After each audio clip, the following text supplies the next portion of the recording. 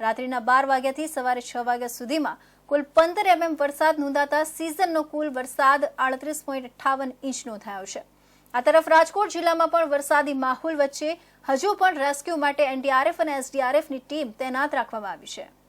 ઉલ્લેખનીય છે કે આજે ન્યારી બાદ સાંજના સમયે સૌરાષ્ટ્રનો બીજો નંબરનો સૌથી મોટો ભાદર એક ડેમ પણ ઓવરફ્લો થતા રાજકોટ વાસી ઉપરથી જળ સંકટ દૂર થયું છે।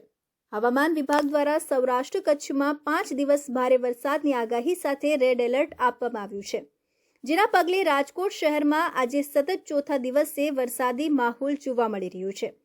આજે ચોથા દિવસે આખી રાત વાવાઝોડા માફક અતિ ભારે પવન ફૂંકાયો હતો અને ઝરમર વરસાદ વરસ્યો હતો।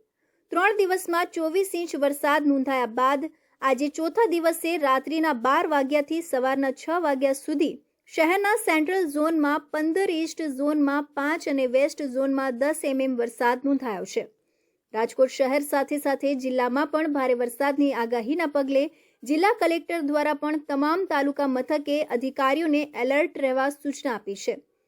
જરૂર જણાય તો તુરંત એનડીઆરએફ અને એસડીઆરએફ ટીમની મદદ લઈ જાનમાલને નુકસાન ન થાય તેની કાળજી રાખવા સૂચના આપવામાં આવી છે।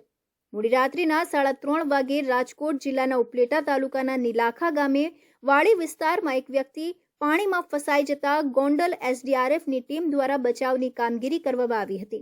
ધોરાજી પ્રાંત અધિકારી દ્વારા ગોંડલ એસડીઆરએફની મદદ મેળવી રાત્રિના 3:30 વાગે વાડી વિસ્તારમાં ફસાયેલા વ્યક્તિનું રેસ્ક્યુ કરવામાં આવ્યું હતું।